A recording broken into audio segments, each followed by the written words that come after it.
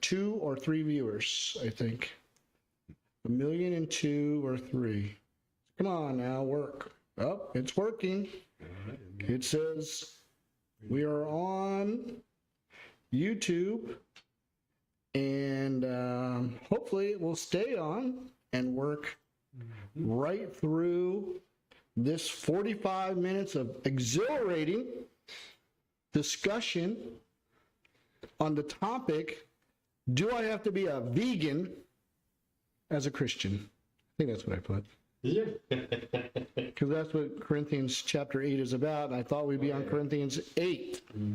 Because I thought we were done with the whole chapter 7 to an extent. Well, we'll talk a little bit more about 7. But as everybody is coming online and reading and checking us out, you can see by the sign behind us, we are Bible Logics. Bible Logics. Steve says hello. He's here. Good.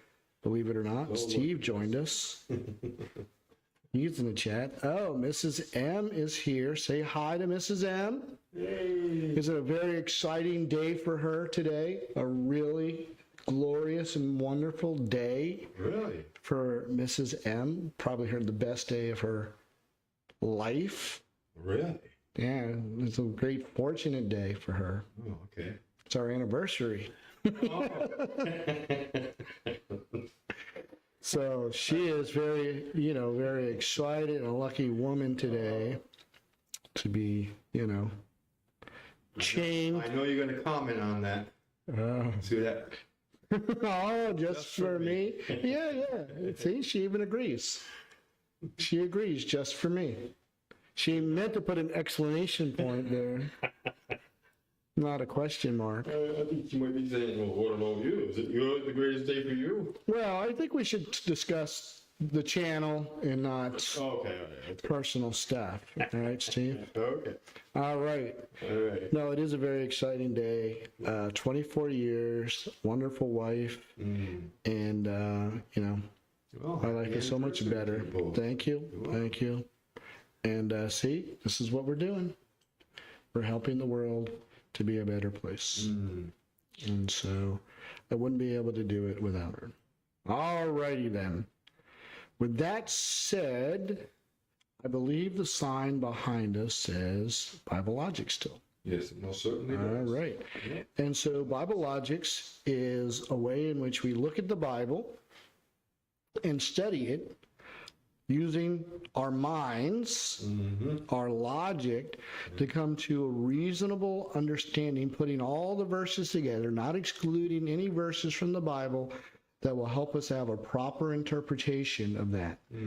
And by doing that, we come to the absolute truth and interpretation of what it means. Amen. Because Amen. there are so many different interpretations of how we ought to live as Christians in various ways, and it's all because they do not logically link all the Bible verses necessary to come to the right interpretation of the verse.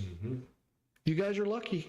We do the work for you. Amen. We've put in the hours. We've answered the questions. Amen. And, we just simply get it right. Just ask us.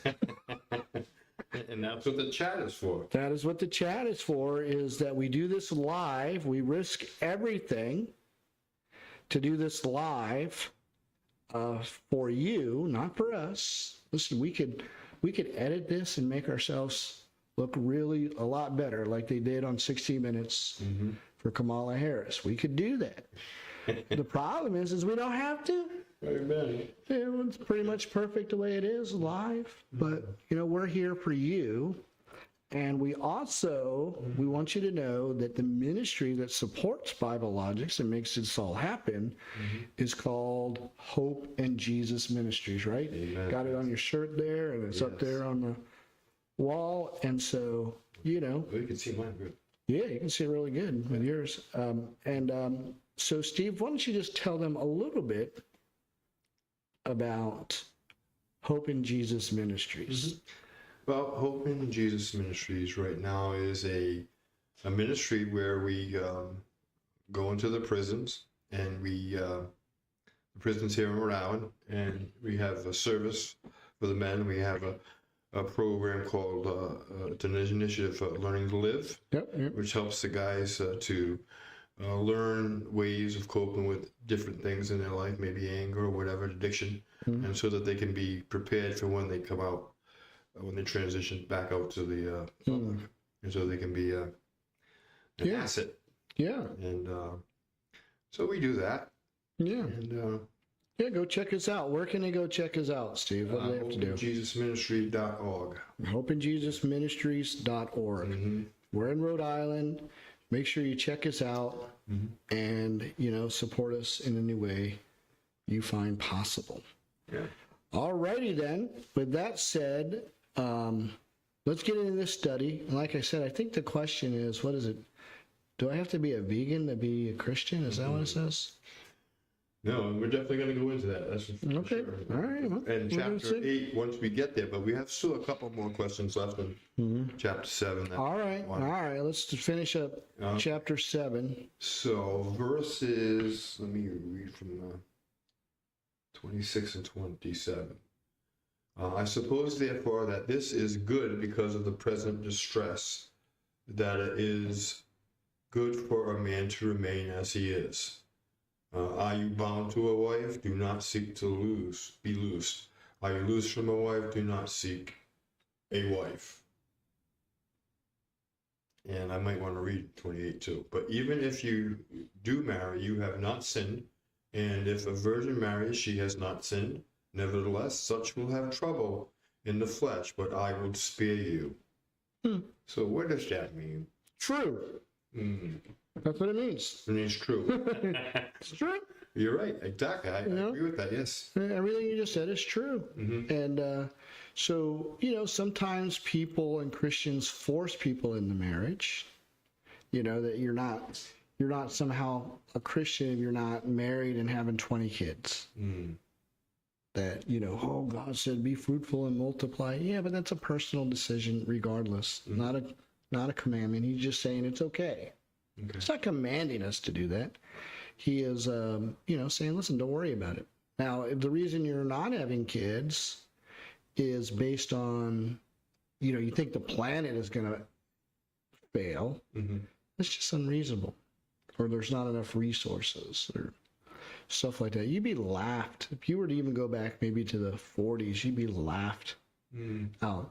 But the other side of that is, they would, this expectation to get married was your Christian duty.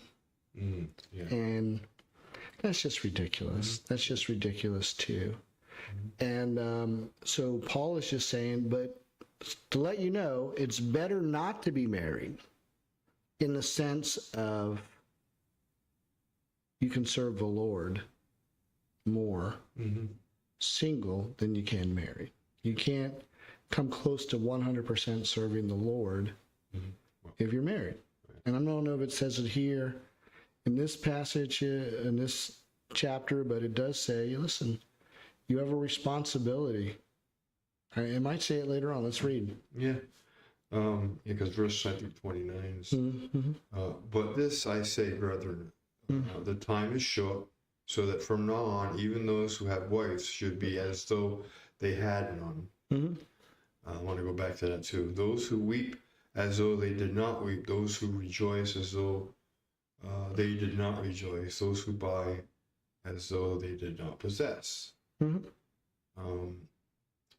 those who use this world as not misusing it, for the form of this world is passing away. But I want you to be without care. He who is unmarried cares for the things of the Lord, how he may please the Lord, if he's not, right? But he who is married cares about the things of the world and how he may please his wife. There you go. Yeah. So, if you're married, listen, you can't serve the Lord 100%. Right. But if you don't have the gift of celibacy, then you have to get married. You have to find a wife. You have to find a husband. You have to. Right. You can't deny and forcefully make you something that you're not. But Paul's saying there's nothing wrong with being single. There used to be a stigma to be and so people who wanted to be single would go into, the ministry, and they shouldn't. There's plenty of single people who should not be in the ministry. Right. And then there's some people who try to make themselves celibate to be in the ministry. That doesn't work well, as we know, with the problems in the Catholic Church, with terrible sexual misconduct among leadership. And, God says, do not forbid marriage, in the word, do not forbid marriage. Right. And so Paul's just saying nothing wrong, because obviously the question was, should I get married or not? Is it wrong? Because at the beginning it says, I'm answering your question. Now, we don't know what the question is, but we can surmise it must be this idea, because even in paganism, and strictly in paganism, that to be a priest or a priestess meant that you needed to be celibate, to be high honored, right? And they would force people into that. Paul's just saying we shouldn't force people to do that. But it is true that as a single person, you can serve the Lord a lot more than if you're married, because you have the concerns of the world. Right? House, place to live. I mean, you have responsibilities. Right. You have responsibilities as a married man, especially, to provide for your family. Yeah. And so the other stuff is saying there's a lot of distractions in this world. Don't let this be one of them. Or whether you should be married or not. It's as simple. If you can't control your sexual urges, get married. And if you can and you want to stay single, stay single. Right. No problem. Right. But religion is quirky. At one point they're telling you to get married and have lots of children and blah blah blah. And I was like, no, you're going into priesthood, you gotta be single. Come on, stop. Right. Yeah. Doesn't matter. Either way, it's not sinful. Yeah. True. You don't have to be a virgin to be a nun. It's interesting because I've known some people of certain religions. When you ask them what they have done for the Lord, well, I got married and I had kids. I took care of my kids. That's what they say. Yeah, well, again, that's okay. But if they were forced to do that, that's a whole different thing, based on a religious view that made them feel superior as a better Christian, right, to get married. And this clearly says the better Christian is the single person, not the one with the big family. That's true. Yeah. That's what it says. Exactly. Yeah. It says the single person who is unmarried without children is a better Christian than the one with 10 kids, 12 kids. And some faiths and denominations say, oh, I got 12 kids. Oh, look at him. Look at the pastor. He has 12 kids. Yeah, well, he can't serve you for crap. It's right. He has a lot of... He has a lot of responsibility. And the problem is you wonder why pastor kids turn out so crappy? It's because he's trying to appease the congregation. So, I mean, the Catholic Church get it right in the sense, yes, you can serve better singly. Right. But you can't make people do it to be in service. That was their mistake, so. Yeah. But in paganism, that's looked upon as superior. In other words, if you have control, so-called control, over your sexual desires, that makes you superior than 95% of the world. of the world. Right. And that's why they do it. The awe. And the truth is maybe 5% of them were that way. Yeah. And the other 95 priests had terrible urges that they kept secret, and they found other ways in which to meet those needs. Yeah. And so, anyway. It's a terrible thing. regarding verse 29. Okay. Because I don't know if people take this out of context and what does it really mean for us as believers today in this day and age. It says, but this I say, brethren, the time is short, so that from now on, even those who have wives should be as though they had none. What does that mean? I Yeah. don't know, I guess it could be taken, you know what I'm saying? Like, I don't know, put aside the needs of your wife so you can serve it. I mean, what does it really mean? Well, this is when you have to sometimes to get to a proper interpretation, you have to eliminate what it can't be saying. Okay, that the scriptures clearly say, husbands, love your wives as Christ loved the church. Yeah. So it cannot mean what you think it means when reading that verse. It cannot mean that, right? That you just disregard your wife. Right, yeah. All right. But I think what it is saying is that there's no rush to get married, right? And, well, read it again. Let's read it again. It says, but this I say, brethren, the time... Well, let's back up a verse. Right, okay.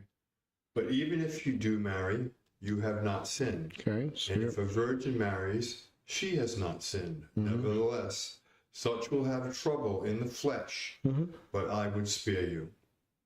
But this I say, brethren, that the time is short, so that from now on, even those who have wives should be as though they have none. They had none.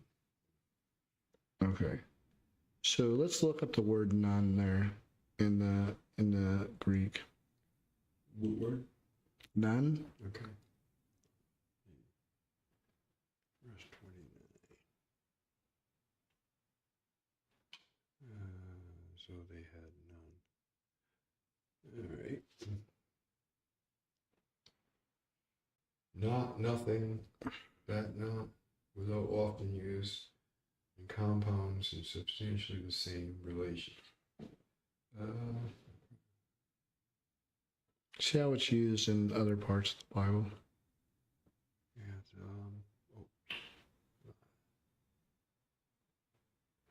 What other verses is it used in? Does it say that in these? I'm not sure I use. Here, hold on. So we're in 1 Corinthians, and it is verse what, 29? Yes, 29. An absolute denial. Oh?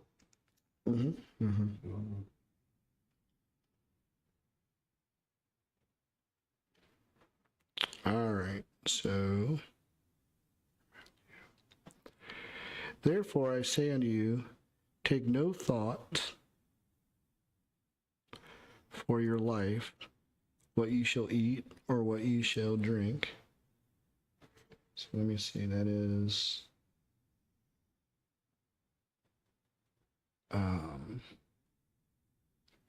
3361. Oh, okay, I get it. All right. So Jesus says in 6:25, therefore I say unto you, take no thought for your life. Okay. So now, does that mean you take your life? No, I don't think so. So what do you think it is saying?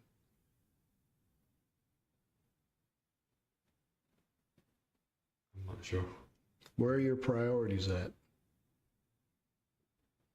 They should be with the wife. No. He said, all right, let's see. Therefore, I say unto you, take no thought for your life, Okay.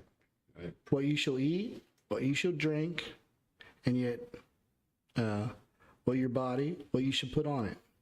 Is not the life more than meat, and the body more than raiment? So he's just saying, don't put your wife ahead of the Lord. Okay. Yeah. Yeah. Because he. Don't put the world ahead of the Lord, because it goes on to say, as you had none, right? Right. Yeah. Right? So it's saying don't prioritize your wife over your service, right? In other words, just like you don't prioritize your life over the Lord. Right. Why are you always concerned about what you're going to eat, what you're going to drink, what you're going to wear? And that's all you're concerned about. In comparison, behold, that the Lord is more important in what he thinks, right, than this. Which of you, by taking thought, can add 1 cubit onto his life? In other words, people prioritize their family and their wife as more significant. Let me put it this way. People who are unsaved are important about having children and having a wife. Why? Unsaved people. It's just, what are they concerned about? Especially about having sons. Like carrying on the name. There you go. Yeah. Yeah. That's their priority. Carrying on their legacy and their name, the Mancuso name, blah, blah. What a bunch of crap. Right. Yeah. It says, the time is short. Instead, don't prioritize it as you've had none in comparison to your service to the Lord. That's all. Right. Right? Yeah. Because it can't mean anything else but that. And that's how it's used by Christ in these other passages. He's not saying take your life. Right. Right? As you had no life, just kill yourself. He's not saying that. Right. So he cannot be saying kill your wife. Right. Or get rid of her. Or ignore her. Yeah, as you had none. Right. Yeah. No. He's just saying, priority-wise, listen, time is short. Don't make marriage such a big thing. And don't lift yourself up. Listen, in the Christian church, it's like that. Oh, he has such a great wife. She has such a great husband. Look at their marriage. It's so great. Who cares? What is their service to the Lord? Right. How are they serving the Lord? Right. You know what I mean? Yeah. It's not. He's not saying neglect your wife, but don't put her. Don't put her above. Yeah. Right? Because later on it talks about the world and business and everything else, right? Yeah. So, and it goes same thing for wives and husbands, same thing. You know. So, all right. Yeah. Okay. So, let's see. I think this question is from 36 to 40, so that'll end the chapter. So we'll see what the question is here. Okay. 36 says, but if any man think that he, I can't read that one, that's the King James. 36. Okay. But if any man thinks he is behaving improperly toward his virgin, if she is past the flower of youth, and thus it must be, let him do what he wishes. He does not sin. Let them marry. Nevertheless, he who stands steadfast in his heart, having no necessity, but has power over his own will, and has so determined in his heart that he will keep his virgin, does well. So then, he who gives her in marriage does well, but he who does not give her in marriage does better. A wife is bound by law as long as her husband lives, but if her husband dies, she is at liberty to be married to whom she wishes, only in the Lord. But she is happier if she remains as she is, according to my judgment. And I think I also have the Spirit of God. So, let's see. So these verses are dealing with the decision to marry and the responsibility of marriage? No, not necessarily. I mean, you know, women and girls are the father's responsibility when they're unmarried. He has a responsibility to care for his daughters and take care of his daughters, you know, until they get married. Right. So maybe one of the questions was, what should I do in this time? Should I have her marry? Because listen, the end's coming. That would be just silly. Or Is it wrong? I really can't keep her around the house. Just get along with my wife. I don't know. Right. Whatever. There's fighting, and so I want to give her married. Is it wrong for me to have her married? And Paul answers the question, listen, it's not wrong. Either way, it's not wrong. Whether you give her away or you don't. Whether you walk her down the aisle or you don't. This is why it's always the father who gives away the bride. Right. Yes. Right? Yeah. And so this is, something that is responsible, especially back in the day. Like I said, women didn't have economic opportunity like they have today. True. It's only been the recent 100 years that they've had jobs in which can sustain their livelihood on their own. Yeah. If they were to get them. You know what I mean? They just didn't have those kinds of jobs available, for the people were willing to pay for, and now they do. And so, the economic opportunities for women have changed, but I still think God expects fathers to be responsible for the female, right? And so he's just saying, listen, you give her away in marriage, it's fine. Right. There's nothing wrong with that. If she stays single in your house, that's fine too. It's not wrong either way. Right? Okay. But yes, it's talking about fathers, not in general men. Because obviously you can't have a wife and she still be a virgin. So True. Just ask Joseph. He says, all right. All right, so we're on to chapter 8. Chapter 8. All right, so we can answer the question, do I have to be a vegan to be a Christian? Okay. All you meat eaters, get ready. All right. All you people who eat meat, this is what the Bible says. Don't you dare eat meat or your brother will stumble. Don't you do it. Yep. And vegans rule, don't you know? Now, concerning things offered to idols, we know that we all have knowledge. Knowledge puffs up, but love edifies. Now, let me ask you this. We might as well just cut right to the chase. What do you offer to idols? What was brought in sacrifices? What was brought? Animal Meat. meat, yes. Okay. Yeah. Go ahead. And some really choice, good meat too. Well, I don't know about that. But it was supposed to be under God's law. Under God's law it was, but in Corinth, maybe not so. You know what I mean? They didn't really care. There was no law, right, about what you could bring to sacrifice in paganism. There's no law.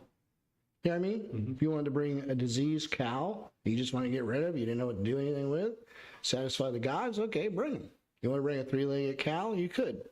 However, under God's law, you had to bring the perfect and best cow, right, for sacrifice.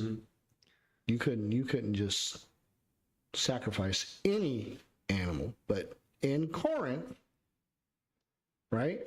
So, this was very, very common in paganism and in Corinth to, bring sacrifices to the priest and priestess in Corinth. All right. Okay. Go ahead. So when you have an abundance of meat, what do you think happens? You have an abundance. You go bad. Especially, You don't cook it. well, okay, that's true. So what do you got to do? You want to make a little buck, You sell it sell it. And if you want to sell it fast, you sell it what? cheap. So where are you going to go get cheap meat? I guess maybe at the temple. Maybe. That's right. You go into the pagan temple. Yeah. You know what I'm saying? And Yeah, listen, I want a steak tonight. Oh, we can afford a steak. Oh, yes, we can. Welcome to Corinth. We got to go to the Temple Diana. Temple Diana, you know, that's pagan. You can't eat that meat. Mm-hmm. You can't eat meat. It's $50 cheaper. I'm eating that meat all day long. Mm-hmm. All right, so here's the problem. All right, now, this is what Paul is saying. Okay. Okay? Because surely he's not saying eat meat. Jesus ate meat. Mm-hmm. Right? Yeah, The priests were supposed to eat meat. Yeah. They're supposed to take the choice cuts. Mm-hmm. So Okay, you're so- telling me Paul is telling everybody. But anyway, All right. go ahead. And now concerning things offered to idols, we know that we all have knowledge. Knowledge puffs up, but love edifies. And if anyone thinks that he is anything, he knows nothing, yet as he ought to know. So it's an interesting. You gotta read a little bit more. You gotta. Yeah. He says, but if anyone loves God, this one is known by him. Therefore, concerning the eating of things offered to idols, we know that an idol is nothing in this world, in that there is no other God but one. Correct. As a believer. As a believer, you know there's just one being God. The rest are all fake, pretending to be gods, but people worship them as gods, but they're not. It's just fallen angels and stupid stuff that people believe Diana is a god. They believe it. Yeah. All right? Yeah. They believe Zeus is a god. They believe, you know, Olympus and all that crap that's going on in Corinth. I can't think of all the gods, Hermes and all this, all right? So if you want to appease the gods and gain favor, right? Bring some meat. Sacrifice it up. Have it cut up. Okay? You know? But there's no refrigeration. There's no way to keep that stuff from spoiling, like you said. So if you want to make a quick buck as the priest, what are you doing? You're selling meat on the side. Because they can't eat it all. Okay, but, you know, especially when there's a buck to be made, especially when it's not the best. You know, you see that thing, you're like, oh, I don't know if I want to eat that. You know what I'm saying? Right? So they got all kinds of meat in Corinth because people sacrificing. And so he's answering the question, should I eat meat given to idols as a Christian? And he, quite frankly, says, well, what are you so worried about? We know there's no other God but God. Right. Right. Go ahead. He says, for even if there are so-called gods, whether in heaven or on earth, as there are many gods and many lords, So-called.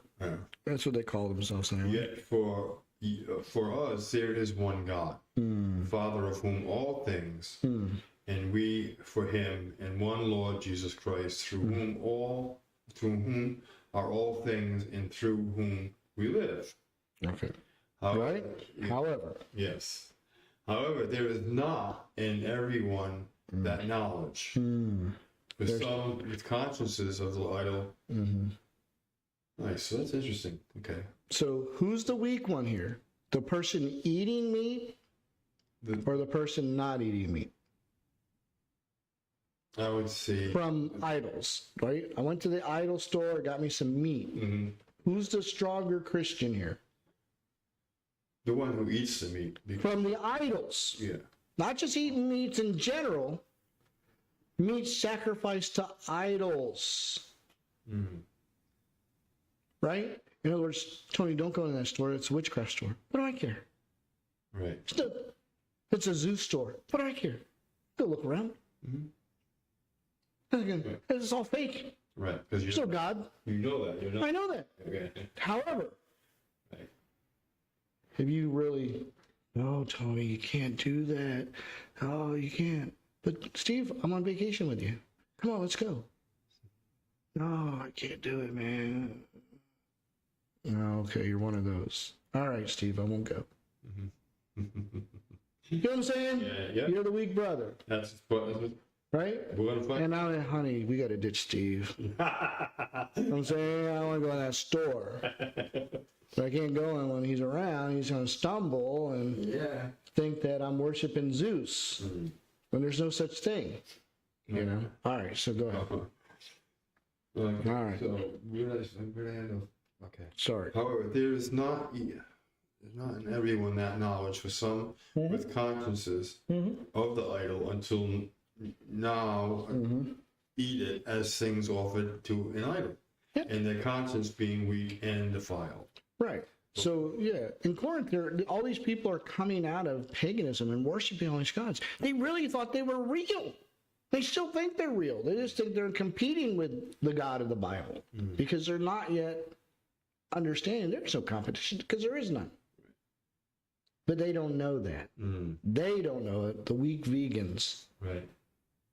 don't know it. Right. You know? So, But who does not commend us to God? For neither if we eat are we the better, nor if we do not eat are we the worse. now notice, this is where people begin to read the verse. This is when people who say we shouldn't eat meat, that's where they start. They don't start where Paul started. And where did Paul start? What's the first verse say? He says, now concerning things offered to idols, we know that Yeah, meat. all have knowledge. Yeah, meat, right? The first verse is meat offered to all idols, right? Okay, he's talking about a specific kind of meat. Not all meats, Right.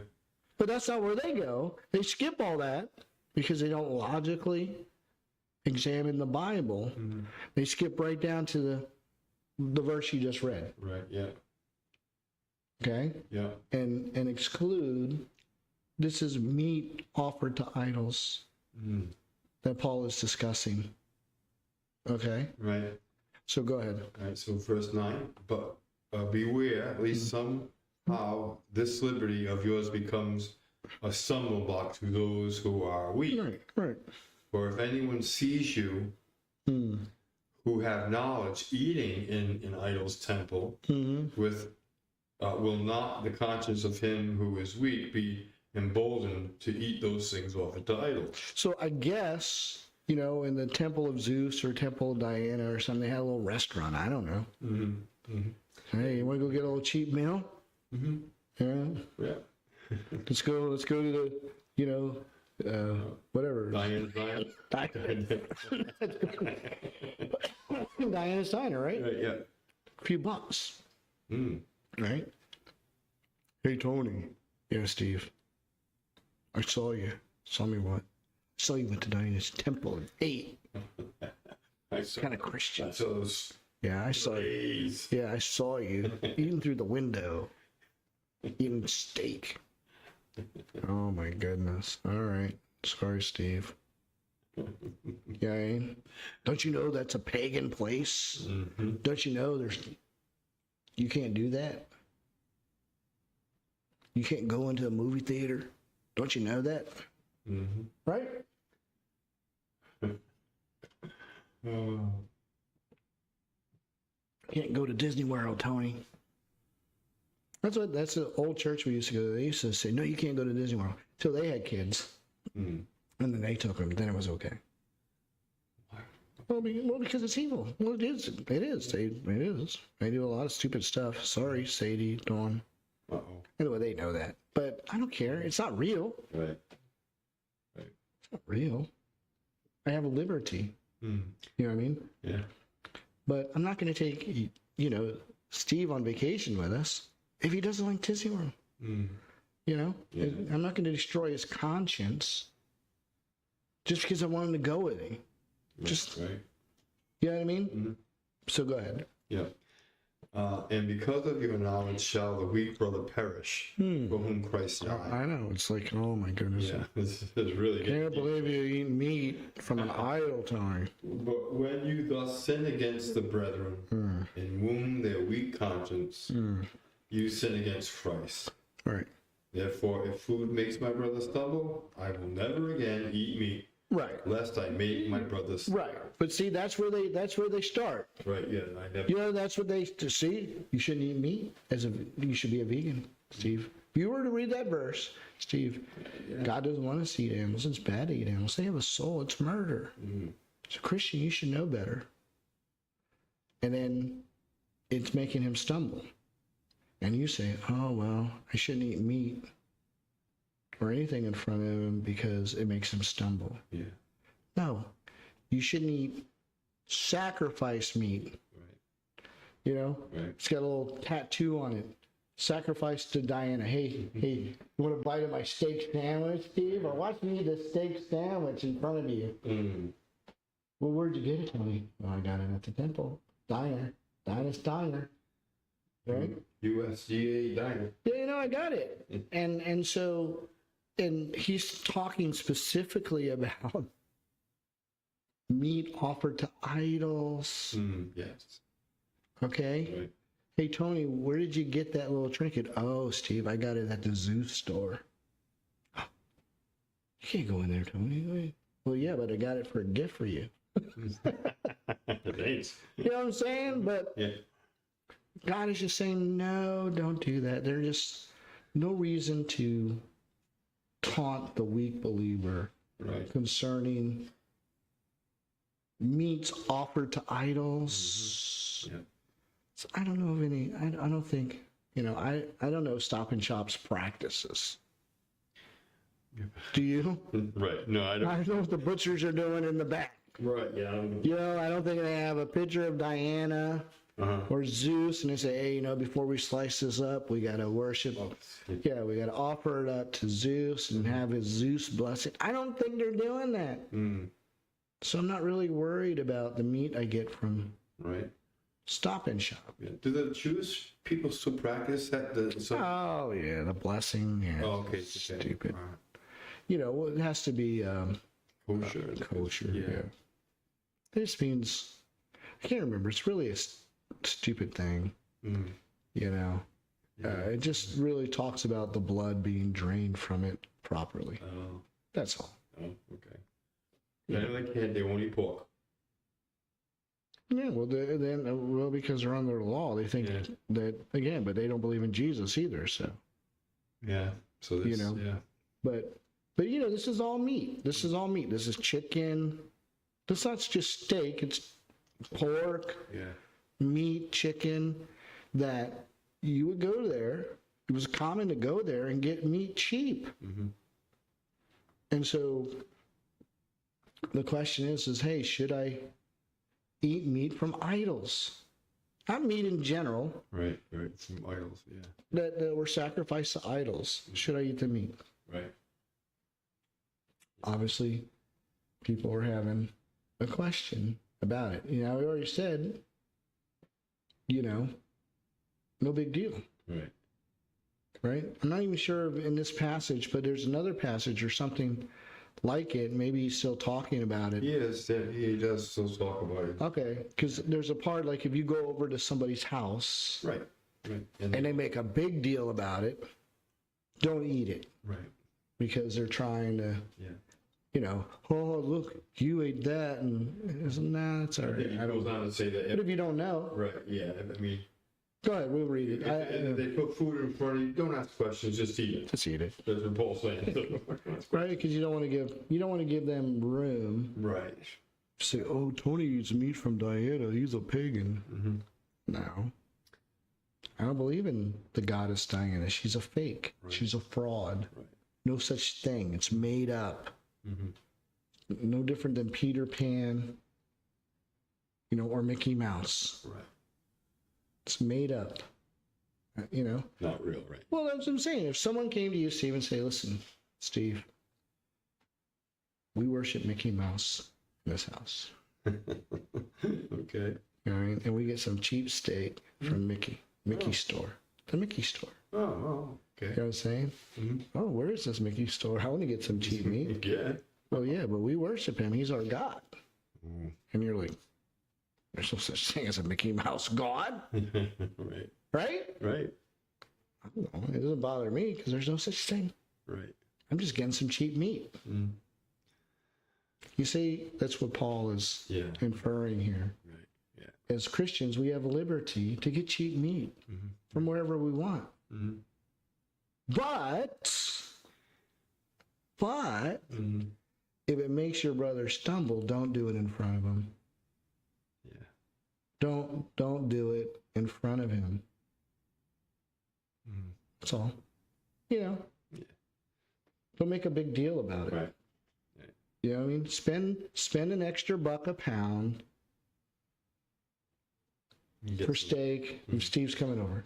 Yeah. You know what I mean? If Steve's coming over, don't get the cheap, Mm-hmm. good steak from Diana's Diner. Okay.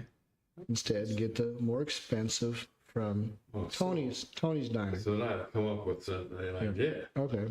In order to get that good steak, I'm going to have to say that I believe in that idol. You know, You know what you there you go. I'll go and get that cheap meat. You Yeah, know? okay. I know. Gotta figure it out. Listen, I've eaten steak at Capitol Grill, and I've cooked my own steak from Walmart. Mm-hmm. I'm not so sure there's a big difference. I think people make a bigger deal out of it Mm-hmm. Yeah. than it really is. Yeah. You know what I'm saying? Yeah. Now, cuts of meat matter to me. Definitely. Whether, Yeah. you know, I've kind of settled on New York strip as my favorite cut Mm-hmm. of meat. Now, obviously, I think a sirloin or a filet mignon, Right. you know, okay. But there's something about the texture of a New York strip I like a little bit Mm-hmm. better. But I just think people make a bigger deal about it. Mhm. And that's the same thing in Quanz. People are just making a bigger deal about the meats they eat Yeah. than necessary, especially Christians, young Christians, early Christians. We shouldn't be having this problem in the church today. Right. No, I was going to ask that. Like, do we really have issues with that now? I guess if we went to No, Jerusalem, maybe. again, I think you can interpret it to apply to other things. Yeah. You know, in other words, like I said, let's say we want to go into a magic store to get some magic tricks, but it said Zeus on it. Mm. No, I'm not going in there. It's pagan to me. All right, see, we're not going. You know what I mean? Mm. Yeah. No problem. Yeah. You know what I mean? And we laugh about you behind your back, but we wouldn't go. Mm-hmm. You know? Okay. Jeez, man. You know, but that's all Paul is saying. So I think that's what he's saying. All right. Well, it's 7:47 right now. Oh, all right. Well, you have to wait for continue this. this. All right. Discussion on whether I have to be vegan or not. Yeah, Wednesday afternoon, guys. Yeah. All right. See y'all later. All right.